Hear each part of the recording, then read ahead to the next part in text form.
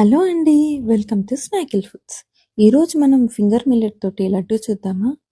Finger millet అంటే రాగులు. వాటిలో కాల్షియం, ఐరన్, ఫైబర్ చాలా ఉంటాయండి. సో మా దగ్గర స్ప్రౌటెడ్ రాగి పౌడర్ కూడా అవైలబుల్గా ఉంది.